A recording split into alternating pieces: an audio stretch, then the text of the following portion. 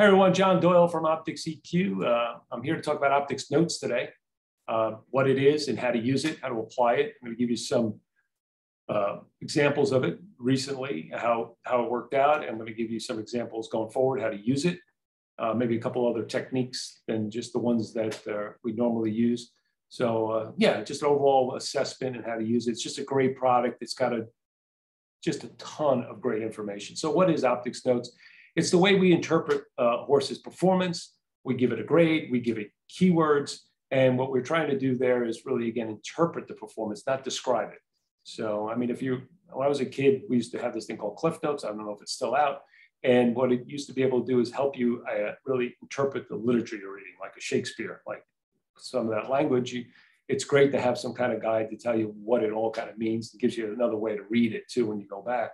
So that's kind of like what we're trying to do, right? We're trying to interpret the performance because it's important when you look at in terms of the context of the horse's form cycle, in terms of it being the right distance and surface and all the rest. That's what we're really looking at. It's like almost like handicapping notes as opposed to, I would call your kind of typical trip notes.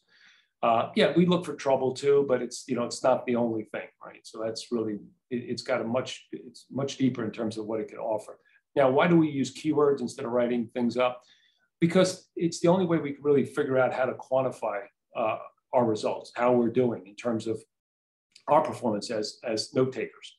So that's why we do it. And when you see things like green keywords and red keywords, they mean something, right? Because we've done some analytics on that, and we've noticed over time they're really good at certain things, and certain keywords, green mean that the horse is going to perform better, typically given the right situation, and then red, the opposite.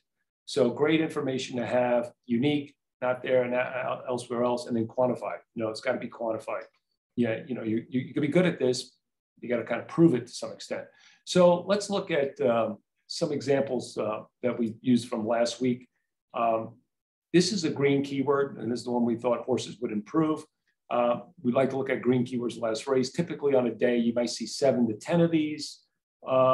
But like on weekends, you get 25, 30 horses that fit this criteria, green keyword in the last race.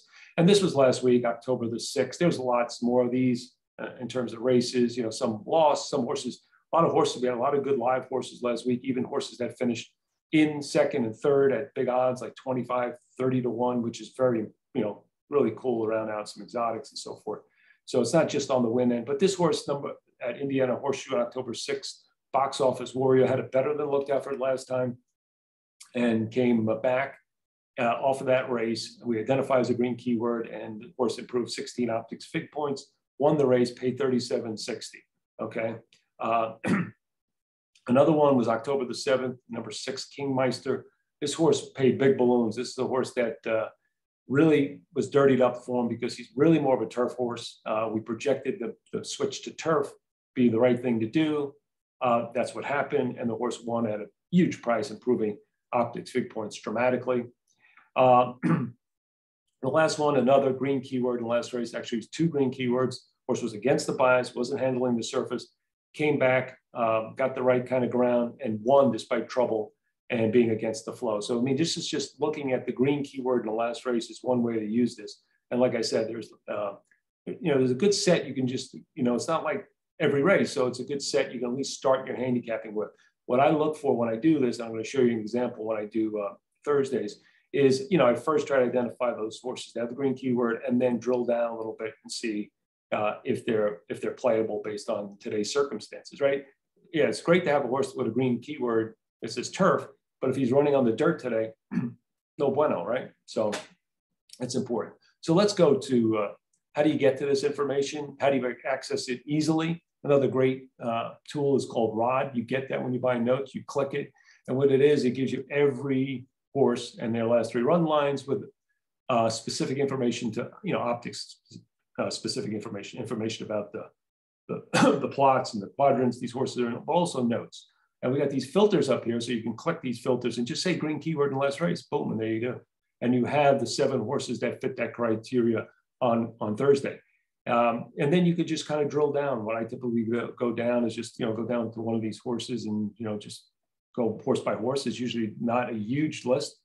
It's a manageable list, and then see if the horse fits today's condition. So I'm going to start with the 7, My Sweet Wife. And what's great about it is there's a connection here. This little circle, if you open it, it brings you into the plot for that horse, right? Nice, isn't that really nice? So you could get from rod to any place, and then you can go from the plot to grid. Everything's connected, so you don't have to go out and look for things and stuff like that. Writing paper down and writing other things down. So you're right there, and then you just kind of click grid, and what that'll do is they'll bring up grid for the race. Because I looked at the plot, just so you know, I mean, just sort of read plot fit. So I don't know if there was a lot there to go on, but I just wanted to see this horse's form. And boom, you can see. By the way, the grid should be loading faster for people that use the grid. Did some tweaking this past weekend, and it's humming. So I'm going to go down to My Sweet Wife, and this horse had green keyword kickback. What does kickback mean? Well, this horse was getting unusual amount of dirt back in his mouth, face. It was affecting the way he was running. When you see that green kickback, it generally means it's pretty dramatic. We've seen horses improve anywhere between 10 and 25 points from that. So that could say, hey, this performance, this optics fig in this race could be very much muted. It's going to take a 75-81 to win this race. You can see that this horse with that kind of improvement just needs maybe 10, 15 points. With that kind of improvement could do it. And if you go back in this horse's form, his best races were on dirt. It's kind of like been doing a lot of turfing lately. Now they're off the turf races, so you got to take it with this grain of salt, but best speed figures and 2 wins have come on dirt. This horse got shipped in from the Walder to Nevin barn. This is the second time with Nevin. She's going to put the blinkers on. So I'm expecting an improved performance. This horse is a 6-1.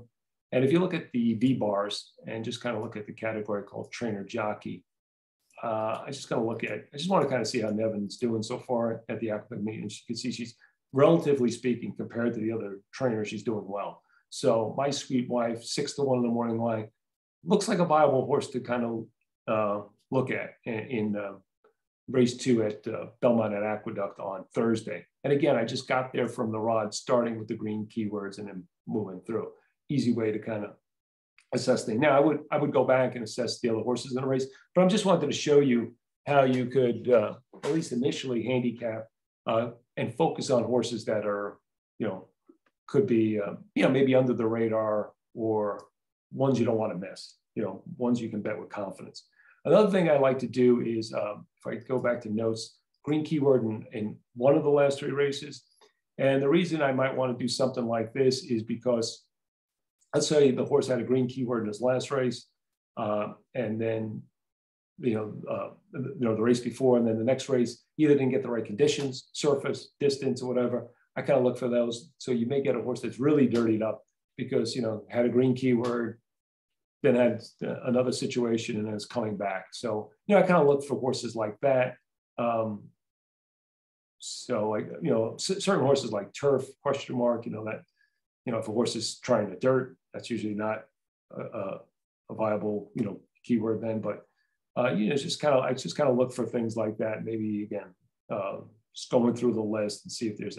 Nothing's jumping out of me here, but let's see. Yeah, but I mean, you get the point. What you're trying to do is you're trying to find a horse again whose numbers don't reflect, or finish positions don't reflect maybe the talent of the horse or where the horse is in his form cycle. Okay, so that's really what you're trying to do.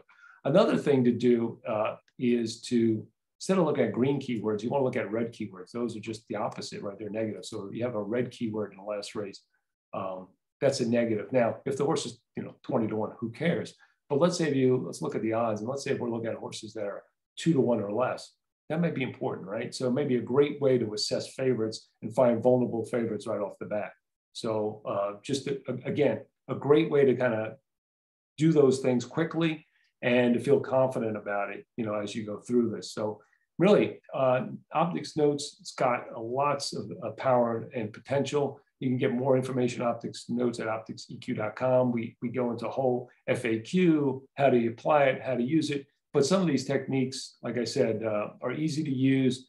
and give you such an edge, right? You can just see the kind of horses that we can look at that are live at large, big potential mutuals like we did last week. So any questions, let us know. Drop us a note at optixeq.com or check us out on Twitter at OptixEQ. Thank you for listening. This is John Doyle from OptixEQ.